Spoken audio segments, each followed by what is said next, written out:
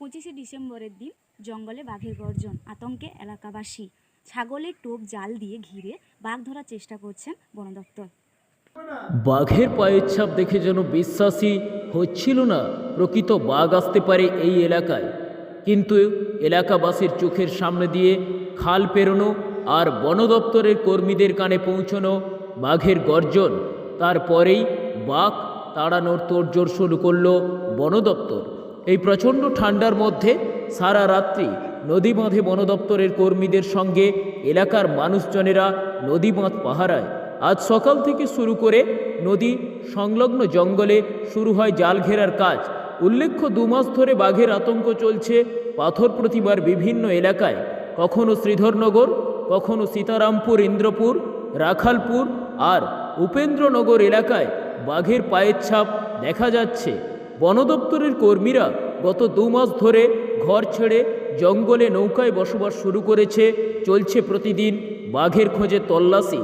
শেষ পর্যন্ত আজ উপেন্দ্রনগর ঠাকুরান নদীর চরে বাঘের গর্জন শুনে বুঝতে পারলেন দক্ষিণা রায় আছে এখানেই।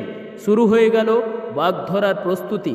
এখন দেখার 2 মাস ধরে যে বাঘ খাঁচায় ঢোকেনি, শ্রীধরনগর জঙ্গলের খাঁচায় ঢোকে কিনা।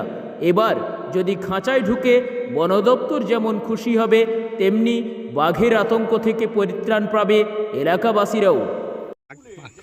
কালকের সকালে পেরোতে দেখেছে, আর আমরা তো জাল টাল যাই, আমরা মৎস্যজীবীগুলো মাছ ধরে খাই, কিন্তু এই খালে যাওয়া আসা করতে পারছি না, আমরা ভয়ে এখানে জালও বাড়াইনি। কতদিন ধরে চলছে এটা? এটা দীর্ঘ 2 মাসের বেশি হয়ে গেল। কিংবা এই যে প্রশাসন কিংবা বন দপ্তর আধিকারিকরা? হ্যাঁ, ওরা সমস্ত স্টেপ নিচ্ছে, এখন আছে, ডিউটি করছে জঙ্গলের ভিতরে। অনেকজন গিয়েছে, ওরা প্রায় 50-60 জন। যদি মনে কি করছেন জঙ্গলের মধ্যে বাঘ এখন রয়েছে? হ্যাঁ আছে, এখন ফিরে যায়নি, এখন আছে ওই উত্তর সাইডে হাতিছড়া টাকা যা আছে, ওই লাইনে ঢুকে আছে। অসুবিধা হবে তো, আমরাই মরে যাবো তো। আমরাই মৎস্যজীবী, আমরা মাছ ধরে খাই, আমাদের কোনো ইনকামের রাস্তা নেই। আর এই উপরে আমাদের খালে যাওয়া আসা করা হচ্ছে আর কি। এখন জাল ফেলতে যাচ্ছেন? হ্যাঁ, জালে যাইনি, ভয়ে যাওয়া হয়নি। আপনার নাম এবং পরিচয়? আমার নাম শেখ কাসেম, এলপটং উপেন্দ্রনগর বাড়ি। আমরা তো এলাকাবাসী পুরো সন্ত্রস্ত এবং খুবই আতঙ্কের মধ্যে রয়েছি।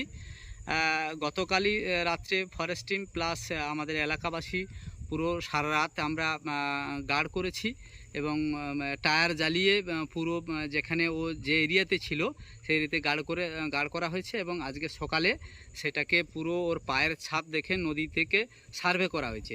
সার্ভে করে ওর পায়ের ছাপ দেখে আমরা দক্ষিণ দিক উত্তর দিক, সেটা হচ্ছে কেপলটের সাইড, ওই দিকে পুরো সার্ভে করে আমরা আসলাম। এখন বেজেছে মিনিমাম ধরে নিন আমরা ওই 12টার দিকে, 12টা সাড়ে 12 নাগাদ যখন একদম শেষ প্রান্তে এলাম, তখন ওইখানে একটা ঘন জঙ্গল রয়েছে। তা ওখানে আমরা এবারে প্রচুর লোক আছে, আমরা গার্ড করা আছে, সেক্ষেত্রে আমরা একটা গর্জন শুনতে পাই। সেই গর্জন কি মনে করছেন বাঘের গর্জন? হ্যাঁ, বাঘের গর্জন।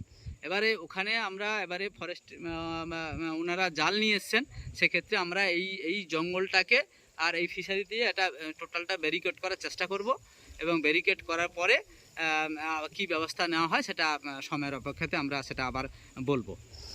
ব্যারিকেড করার পরে আমরা ভাবছি এটাকে কীভাবে বের করে নিয়ে গিয়ে বাঘ জঙ্গলে ফিরিয়ে দেওয়া যায়, স্যাররা সেইভাবে ডিসিশন নিশ্চয়ই দেবেন, সেইভাবে সেই রকমই একটা ব্যবস্থা নেওয়া হবে।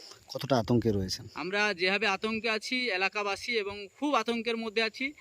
এলাকাবাসী তো আতঙ্কেই ভীষণভাবে রয়েছে, প্লাস রাত্রে প্রচুর কুকুরের চিৎকার করে, সেক্ষেত্রে আমরা সমস্ত তো গার্ড করেই আছি, যাতে ওর থেকে অনেকটা দূরে থাকছি, সেক্ষেত্রে ভীষণ আতঙ্কের মধ্যেই আছি। আপনার নাম এবং পরিচয়? আমার নাম হচ্ছে চিত্তরঞ্জন মাইতি, এল প্লট উপেন্দ্রনগরে বাড়ি, আর আমি একজন প্রকৃতিবন্ধু।